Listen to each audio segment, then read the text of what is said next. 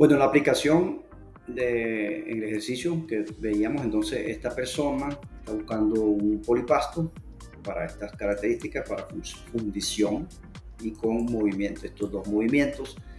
Entonces, según la tabla, yo podría irme aquí al número de arranques por hora. Y me dice el cliente que máximo va a ser 150 arranques por hora. Yo ubico este valor de los arranques por hora. Como son cargas no uniformes, hay cargas de este tamaño y de este otro, son cargas no uniformes, distribuidas en periodos de tiempo. Entonces yo voy a la columna 4, que es la columna de los arranques máximos por hora. Me dice el cliente que él tiene 150, entonces busco 150 aquí. Y para un arranque de 150, yo puedo utilizar una clasificación H3, que son normalmente polipastos que se ubican en talleres de maquinado, de fábricas, de ensambles, de almacenamiento, de maquinado o warehousing, y que son cargas que se utilizan de manera aleatoria, distribuidas de manera frecuentes. ¿Okay? Entonces pudiera con la tabla definir que el cliente requiere el H3. Pero la norma dice, consulta también los datos. Entonces vamos a calcular ahora los datos. Para eso pasamos a la siguiente diapositiva. Entonces tenemos que, vamos a calcular K.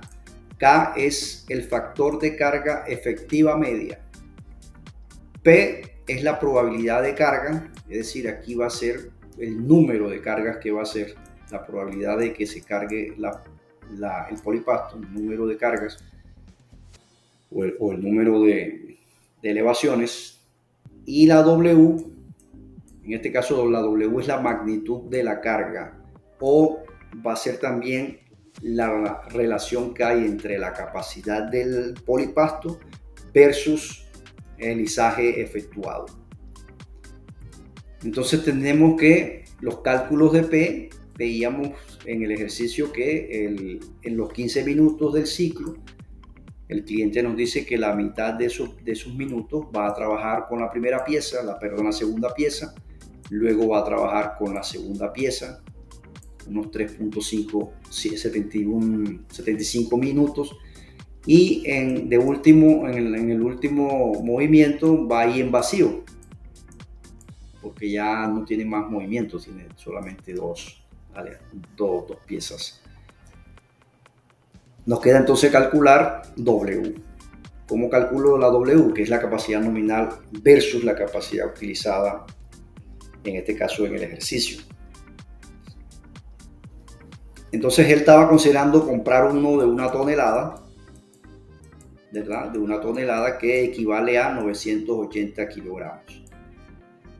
Si la pieza que va a levantar, la más pesada, es de 680 kilogramos, eso quiere decir que lo que debemos es de dividir la capacidad a levantar entre la capacidad nominal, y eso nos da un 75%. Entonces el primer W o el primer movimiento, el más pesado, va a ser del 75% de la capacidad de carga. Luego en el segundo movimiento, él va a trabajar con 136 kilogramos.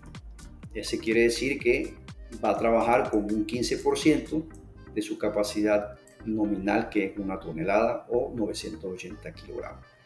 Y en la tercera posición va a ir en vacío, porque él nos dice aquí que en el tercer ciclo de 3.5 minutos va a ir en vacío, va al 0%. Entonces estos valores lo que vamos a hacer es reemplazarlos en la fórmula y queda así.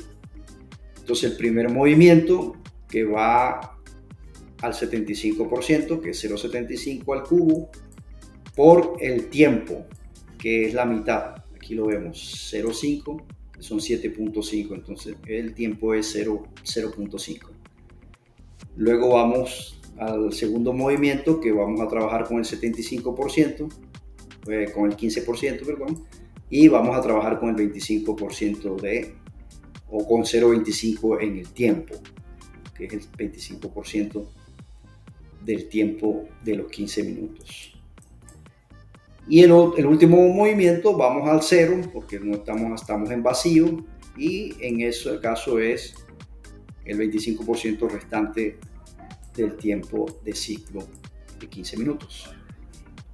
Al hacer todos estos cálculos, nos da que K, la constante o esta K, el valor de K es de 0,60, es decir, es inferior a lo que nos dice la tabla. Y la tabla dice que debe ser inferior a 0,65 como criterio de rendimiento apropiado.